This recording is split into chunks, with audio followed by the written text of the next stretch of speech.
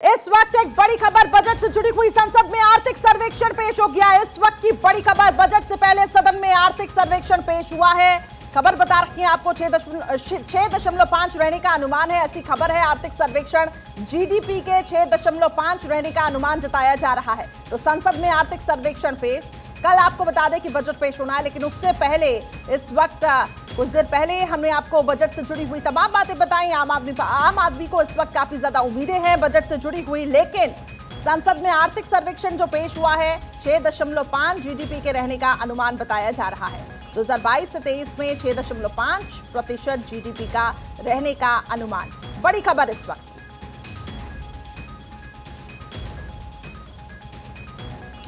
तो 2023 से 24 में 6% और 6.8% विकास दर का अनुमान जताया जा रहा है।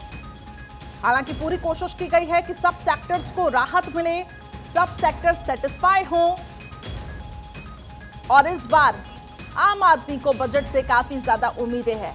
मिडिल क्लास कैटेगरी को भी, हर सेक्टर को हम ये कह सकते हैं, चाहे वो मेडिकल सेक्टर हो, टूरिज्म सेक्टर हो, कई ऐसे सेक्टर्स जिसको बजट से इस वक्त काफी ज्यादा उम्मीदें हैं।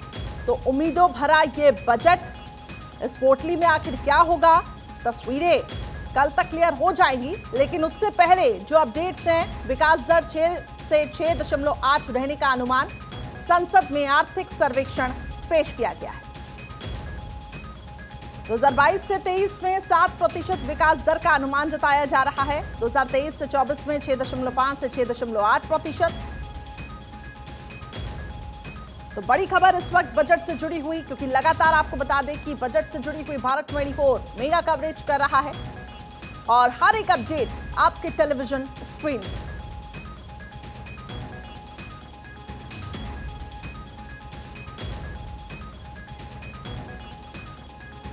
तो विकास दर 6 से 6.8 रहने का अनुमान, वित्त मंत्री का जब पिटारा खुलेगा, सवाल यह है कि क्या आम आदमी संतुष्ट होगा? जो अलग अलग टैक्स स्लैब्स होंगे, क्या उसमें भी कुछ परिवर्तन देखने को मिलेगा? और उम्मीदों भरा बजट रहेगा, लोगों की आकांक्षाओं पर खरा उतरेगा, या लोगों की, हम ये कह सकते हैं कि आकांक्षाओं पर खरा नहीं उतरेगा? क्योंकि हर बार हम देखते हैं कि कोशिश की जाती है कि आम आदमी को जितनी राहत दी जाए, चाहे वो मिडिल क्लास हो, चाहे वो हाई क्लास हो, अपर क्लास हो, लेकिन इस बार बजट में आखिर क्या खास रहेगा वो देखना होगा। टूरिज्म सेक्टर भी अपनी टकटकी लगाए बैठा है, क्योंकि इंडस्ट्री का दर्जा इस सेक्टर को मिले, यही उम्मीदें हैं। इसके साथ साथ क्या कुछ संभावनाएं आगे आने वाले दिनों में बन सकती हैं, इसको लेकर भी काफी ज्यादा आकांक्षाएं जताई जा रही हैं। लेकिन कुल मिलाकर आपको बता दें कि जैसा कि संकेत मिल रहे हैं, उम्मीदों भरा ये budget. Amit Mishra, consulting editor, इस वक्त हमारे साथ जुड़ चुके हैं। अमित जी, संसद में आर्थिक सर्वेक्षण पेश किया गया है, विस्तार से डिटेल्स चाहूंगे आपसे।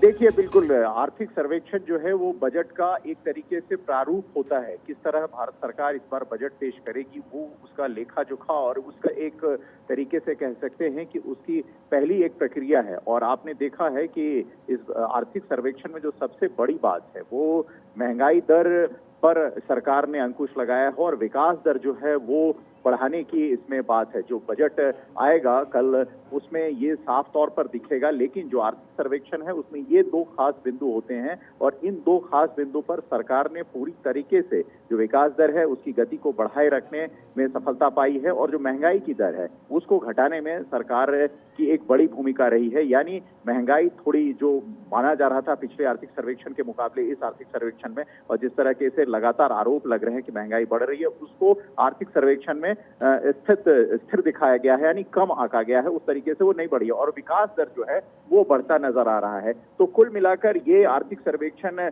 जो है अगले बजट की एक रूपरेखा होगी, जो कल वित्त मंत्री निर्मला सीतारमण पेश करेंगे, उसकी एक रूपरेखा है। और आर्थिक सर्वेक्षण में तमाम उन सेक्टरों को, जो विकास से जुड़े सेक्टर हैं, जिस पर भारत सरकार अभी काम कर रही है, जैसे कृषि का क्षेत्र ले, सरफेस ट्रांसपोर्ट का क्षेत्र में, ऐसे तमाम न्यूक्लियर पावर के क्षेत्र में, इन क्षेत्रों में जो है वो सरकार जो है वो निवेश कर रही है, करती दिख रही है और उसका फायदा भी साफ दिख रहा है। तो ये एक तरीके से साफ हो चुका है कि इन सेक्टरों को बजट में ज्यादा से ज्यादा और सहूलियतें और फंडिंग की जाएगी।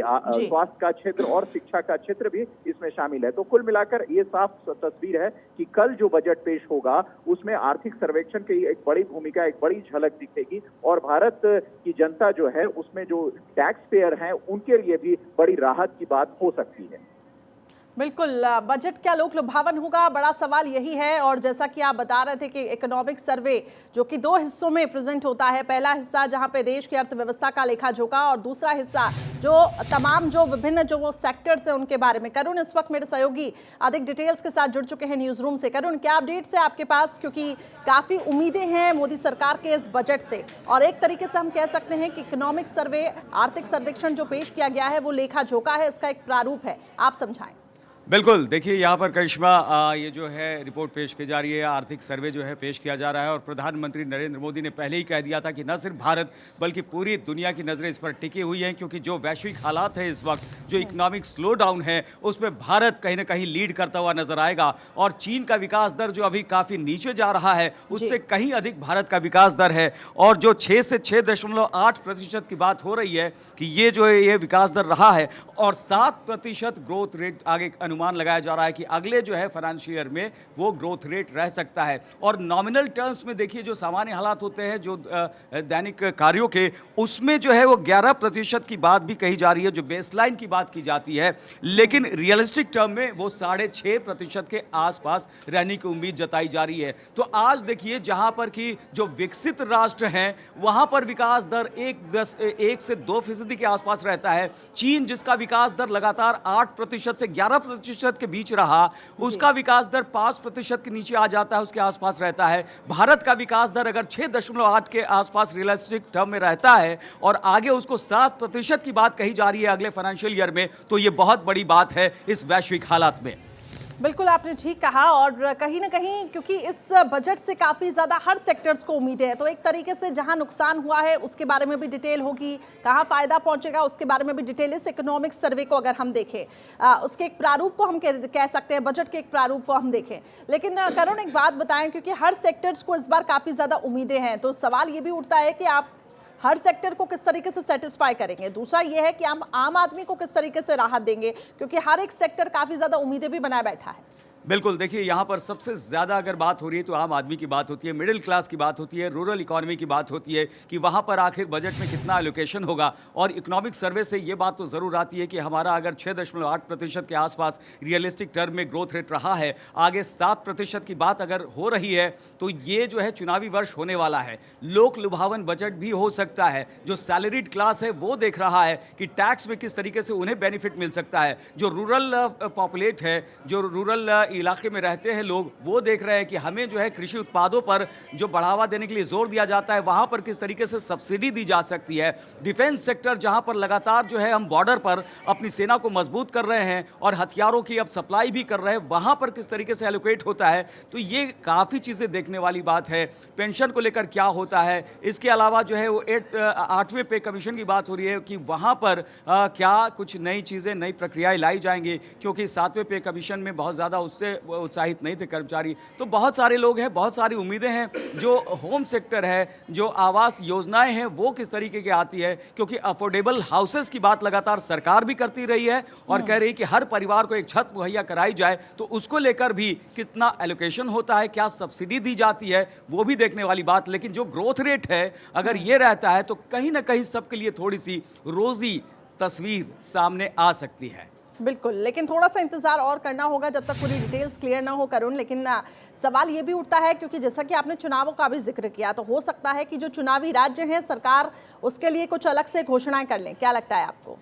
बिल्कुल, उनके लिए अलग घोषणाएँ अलग से बिल्कुल नहीं हो सकता, लेकिन जो घोषणाएँ सबके लिए होंगी, बिल्कुल। उससे उन राज्यों को भी फ़ायदा होगा। और यहाँ पर सबसे ज़्यादा जैसे हमने बात कही कि क्या इनकम टैक्स स्लैब को उसको बढ़ाया जा सकता है कि आप 2 लाख के एग्ज़म्पशन को आप 3 लाख तक ले जाते हैं, क्या ये हो सकता है? क्या जो हम हाउस लोन जो लोग लेते हैं, जो मिडिल क्लास है, उसमें 2 लाख तक जो है इंटरेस्ट एग्ज़म्प्टेड होता है, क्या वो 3 लाख तक बढ़ाया जा सकता है? और दूसरे जो और वो बेनिफिट्स हैं, क्या सरकार उनके बारे में विचार कर सकती है? यानी मिडिल क्लास और जो आम आदमी है, उनकी तरफ सरकार देखती हुई नजर आएगी। और इनकम टैक्स को लेकर तो बहुत समय से, लंबे समय से मांग उठ रही है। क्या इस बार वैसा होता है, ये देखने वाली बात, क्योंकि राजस्व की बात अगर करें तो कहीं ना कहीं फिजिकल डेफिसिट पर भी सरकार की नजर होगी, साथ ही इन्फ्लेशन पर नजर होगी, और इसमें संतुलन बनाना निर्मला सीतारमण के लिए एक चुनौती जरूर होगी, क्योंकि आपको विकास को भी बनाए रखना है बिल्कुल। और साथ ही साथ इन्फ्लेशन पर भी काबू बनाए रखना है। बिल्कुल बैलेंस करके चलना है। और एक ये विजन हो सकता है लॉन्ग टर्म के लिए कि अगर बजट जो पेश हो रहा है आम आदमी के लिए आखिर वो कितना सेटिस्फैक्टरी है, और उसके साथ साथ क्योंकि चुनावों के मद्देनजर राज्य को क्या फायदा पहुंचेगा, उसको भी इस बजट में सम अप करने की पूरी कोशिश होगी। बहुत बहुत शुक्रिया करुण हमारे साथ जुड़ने के लिए।